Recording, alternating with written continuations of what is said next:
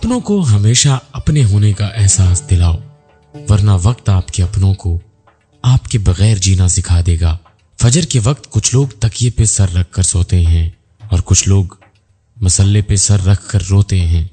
سونے والے خوبصورت خواب دیکھتے ہیں اور رونے والے خوبصورت تعبیریں پاتے ہیں۔ بیٹی کو اتنا پڑھاؤ کہ جہیز مانگنے کی ضرورت ہی نہ پڑے، اور بیٹی کو اتنا پڑھاؤ کہ جہیز دینے کی ضرورت نہ پڑے۔ حضرت علی رضی اللہ تعالیٰ عنہ نے فرمایا، زندگی اس طرح بسر کرو کہ دیکھنے والے تمہارے درد کی بجائے تمہارے صبر پر رشک کریں۔ حضرت علی رضی اللہ تعالیٰ عنہ نے فرمایا کہ صرف پیسے کا ہونا رزق نہیں، نیک اولاد، اچھا اخلاق اور مخلص دوست بھی رزق میں شامل ہیں۔ پوچھا گیا کہ جنت کتنی دور ہے؟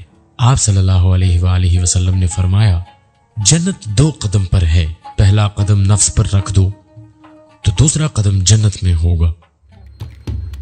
گندی زبان میں بات کرنا۔ رسول اکرم صلی اللہ علیہ وسلم نے فرمایا، اے عائشہ رضی اللہ تعالیٰ عنہا، کیا تم نے کبھی مجھے بری یا گندی زبان میں بات کرتے سنا ہے؟ یاد رکھو، قیامت کے دن وہ لوگ اللہ کی نظر میں سب سے برے ہوں گے جنہیں لوگ علیحدہ کر دیں گے۔ ان سے کنارہ کر لیں تاکہ ان کی فحش زبان یا گناہ سے اپنے آپ کو محفوظ رکھ سکیں۔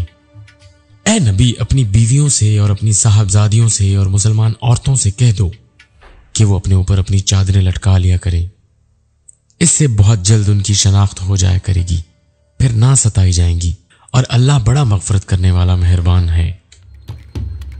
حضرت علی رضی اللہ تعالیٰ عنہ نے فرمایا کہ 3 انسان 3 چیزوں سے محروم رہیں گے، غصے والا صحیح فیصلے سے، جھوٹا عزت سے، اور جلد باز کامیابی سے۔ علم تمہیں راہ دکھاتا ہے اور عمل تمہیں مقصد تک پہنچا دیتا ہے۔ کسی انسان کی محبت پانا چاہتے ہو تو اس کو بتا دو، کیونکہ زندگی موقع کم اور دھوکہ زیادہ دیتی ہے۔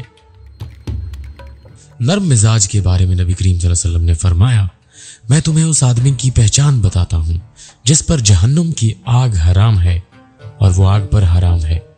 یہ وہ آدمی ہے جو نرم مزاج، نرم طبیعت اور نرمی سے بات کرنے والا ہو۔ اپنے دوست کو صرف اتنے ہی راز بتاؤ کہ کل کو اگر وہ تم سے دشمنی پر آمادہ ہو تو تمہیں کوئی نقصان نہ پہنچا سکے۔ جسے تقدیر پر یقین ہوتا ہے وہ اپنے اوپر نازل ہونے والی مصیبتوں سے نہیں گھبراتا۔ ایسے شخص کو کبھی مت گوانا جس کے دل میں تمہارے لیے محبت، فکر، عزت اور چاہت ہو۔ اگر انسان کو تکبر کے بارے میں اللہ کی ناراضگی اور سزا کا علم ہو جائے تو بندہ صرف فقیروں اور غریبوں سے ملے اور مٹی پر بیٹھا کرے۔ اپنی خوشی کے لیے کسی دوسرے کی خوشی خاک میں مت ملاؤ، تمہاری وہ خوشی بیکار ہے جس کے پیچھے کسی کے آنسو ہوں۔ مجھے تعجب ہے اس شخص پہ جو اپنی برائیوں کو جانتا ہے لیکن جب اسے برا کہا جاتا ہے تو وہ ناراض ہو جاتا ہے۔ کچھ لوگ جب روتے ہیں تو اس لیے نہیں کہ وہ کمزور ہوتے ہیں، بلکہ اس لیے کہ مضبوط رہتے رہتے تھک جاتے ہیں۔ حضرت علی رضی اللہ تعالیٰ عنہ نے فرمایا کہ کسی کے ایمان کا اندازہ اس کے وعدوں سے لگاؤ۔ زندگی میں خود کو کبھی کسی انسان کا عادی مت بنانا، کیونکہ انسان بہت خود غرض ہے۔ جب آپ کو پسند کرتا ہے تو آپ کی برائی بھول جاتا ہے، اور جب آپ سے نفرت کرتا ہے تو آپ کی اچھائی بھول جاتا ہے۔